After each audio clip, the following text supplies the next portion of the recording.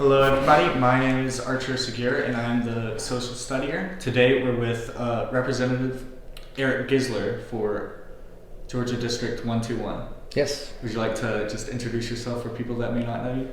Sure. I'm Eric Gisler. I'm the state representative for Georgia House District 121. That covers most of Oconee County and then part of Clark County, kind of the southern part of Clark County.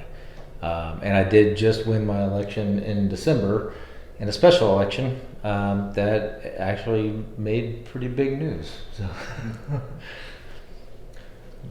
So how does it feel to win as a Democratic candidate in a district that Trump won back in 2024 by 12 points? Yeah, I think he actually won it by more than that.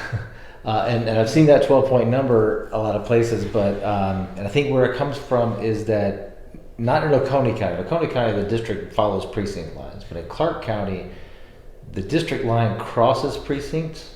And so there are some precincts where I've got just a tiny little corner of it, and the whole rest of the precinct is in a different House district. And I think that when people who aren't from here are looking at the numbers, they're counting the entire precinct. So that includes a lot of very blue precincts that are not actually in my district. I lost this race in 2024 with 22 points. So I imagine that's really if you could get down to within the district or within the precinct, only the people that are in the district, that's probably what that number would look like. But you asked how it feels. It's pretty crazy. I'll say during the campaign, it was only a 5-6 week campaign, and I had an amazing team of people that were turning out. They were knocking on doors every weekend.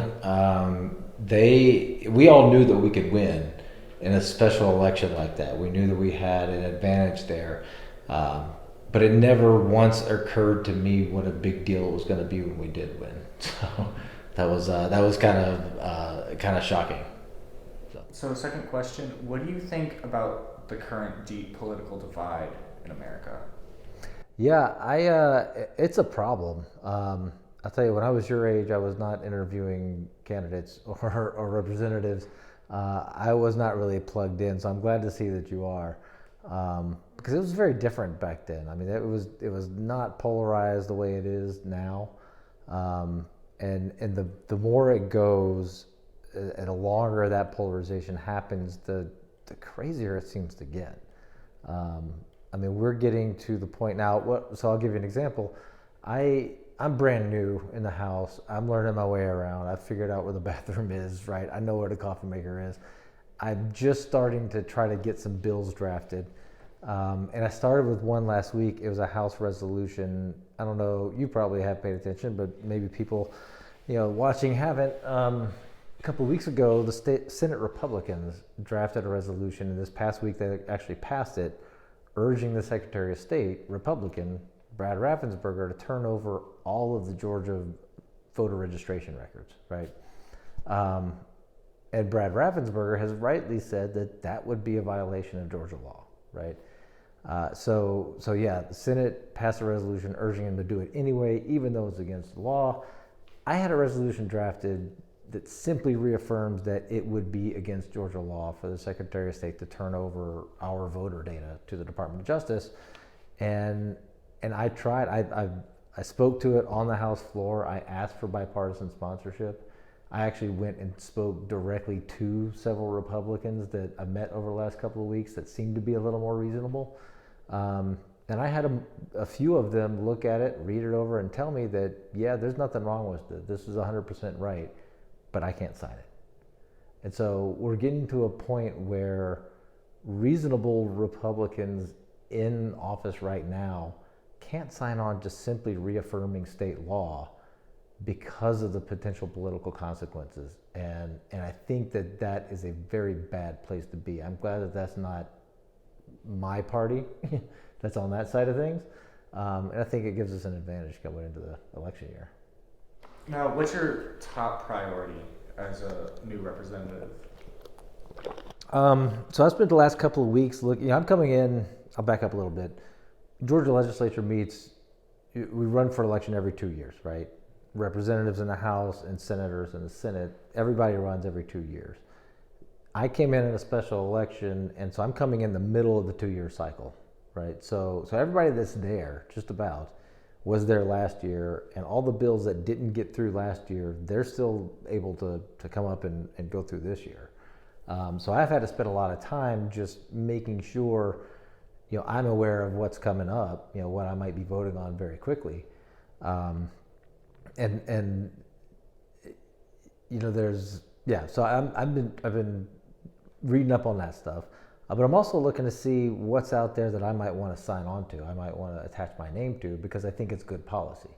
And I'll give you an example. There's a Republican bill actually called the Homegrown Solar Act that would change the law to allow for community solar projects and make even residential rooftop solar better, right?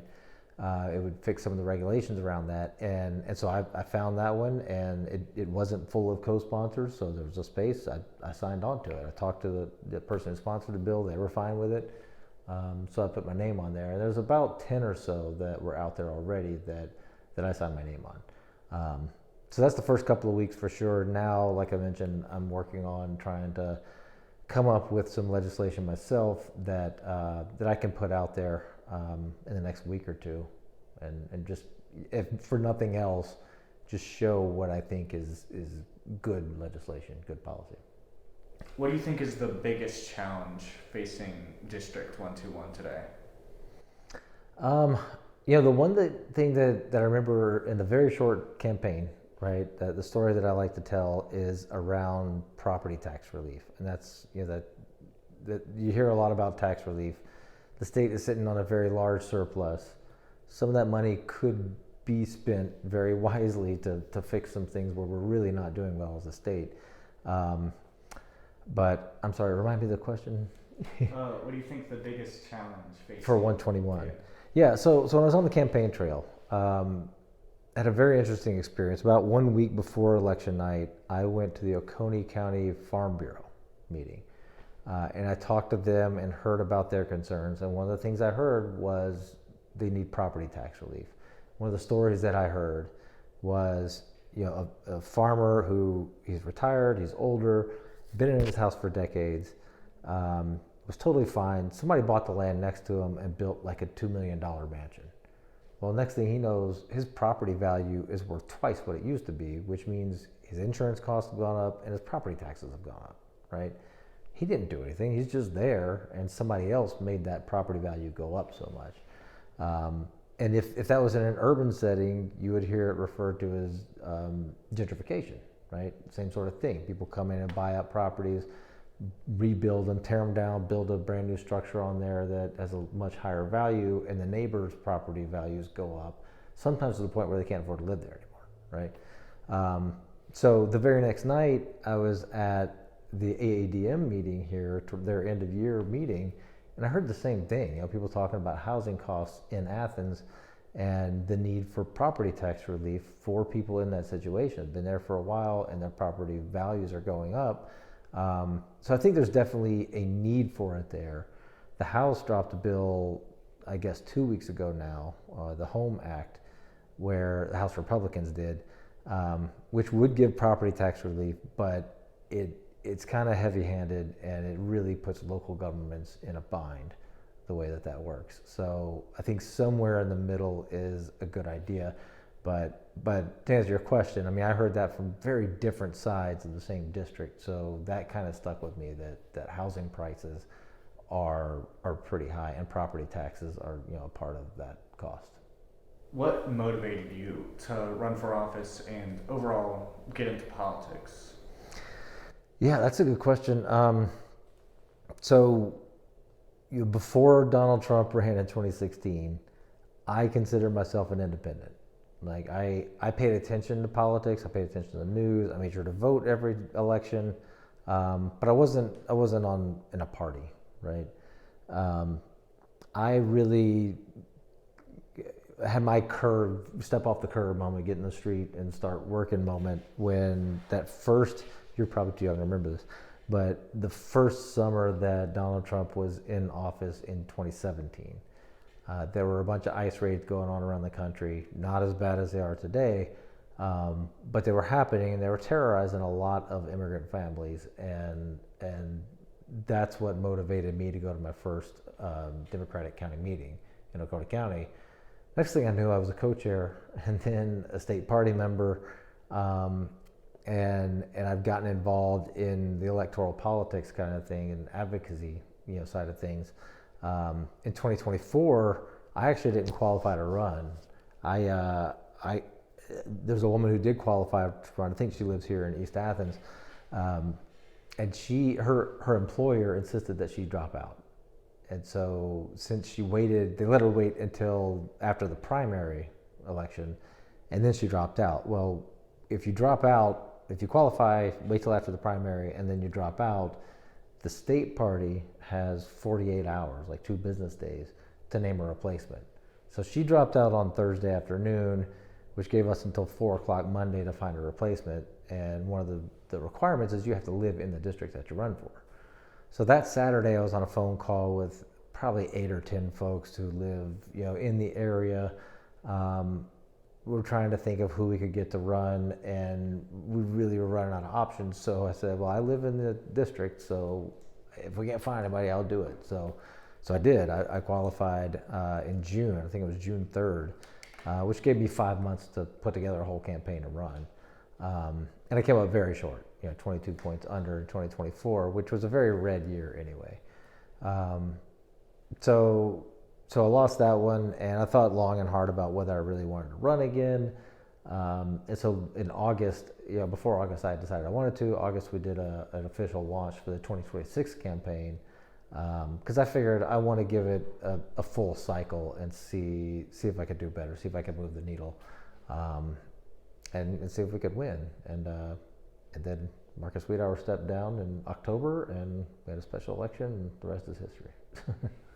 What do you see as the biggest challenge that you'll face as a new representative?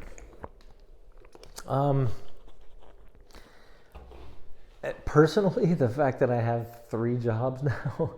I have one that pays the bills. I work for an insurance tech startup. I also own a small business that I was in the middle of moving when the whole special election happened. So we actually just opened on Tuesday downtown in Athens, after several months of preparing and all that stuff, while I was going through the campaign, while I was getting ready to go in to the session. And then the third job, of course, is being the representative. Personally, that puts a lot of stress, but I've got, a family and friends that are helping out a lot. So that's really going okay. In session, the most complicated thing, the most complex or the most stressful part of it is everybody's very nice. Everyone is very cordial, but Republicans don't want to give Democrats any wins. So for the most part, Democratic bills don't really go anywhere. We can put legislation out there, and a lot of times the best you'll get is some Republican likes it and they drop a bill that is almost exactly the same thing. So they just steal the idea and run with it, because they don't want to give Democrats any wins. And I really don't think it should be that way, but unfortunately that's how it is.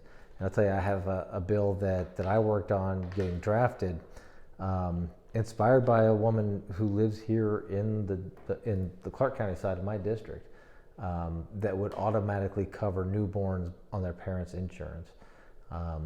It was a tragic situation. A woman had a child lived 20 minutes and died. She never went in and added the child to her insurance within the 30 days after birth, because she's grieving the loss of a child. And the insurance company refused to cover any of the expenses associated with that child. So I had a bill drafted to do that, to automatically cover newborns when they're born. But that to me was so important that I didn't leave my name on it. I handed it off. I talked to a Republican chairperson, has a bit of power, been there for a while.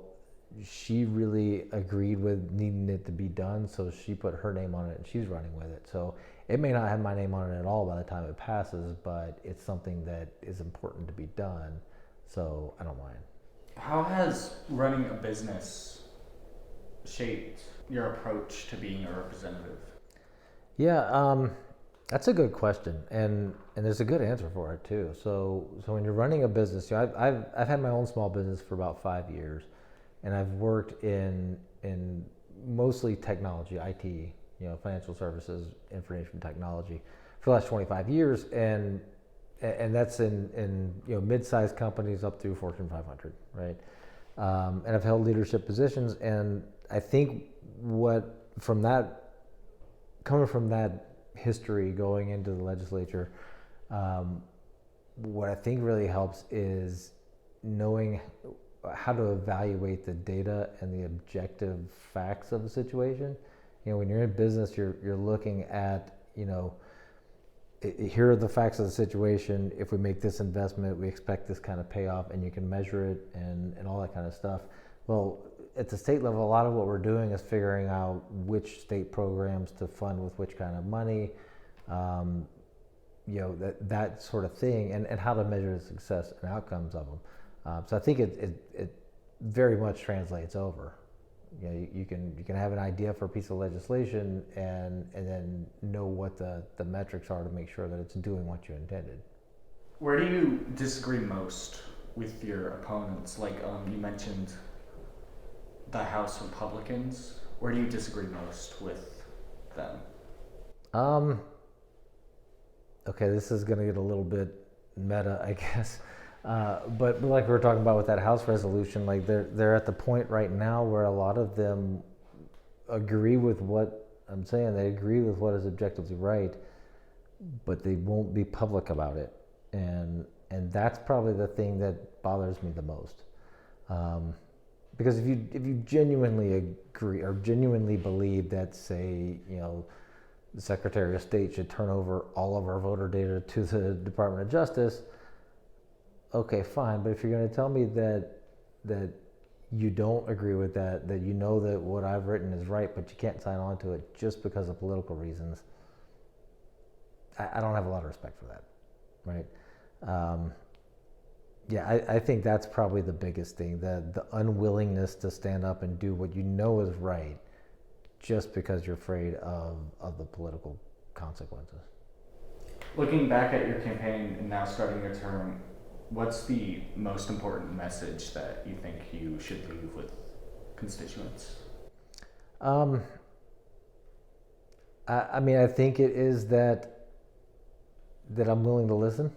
I've said this a few times in some town halls and things like that I want to focus on what is objectively true, and then apply solid, defensible reason to it to decide, how to vote on things, what legislation I should work on, things like that, right? And I think that that's very important to do. And I think what that means, like the message that I think that conveys to constituents is, you and I may not agree on everything, right? There's a lot of things we may not agree on, but I'm going to be honest with you. And as long as you're not spouting, violent conspiracy theories at me, I'm going to listen to you. And I may not 100% agree with you, but I'm willing to listen.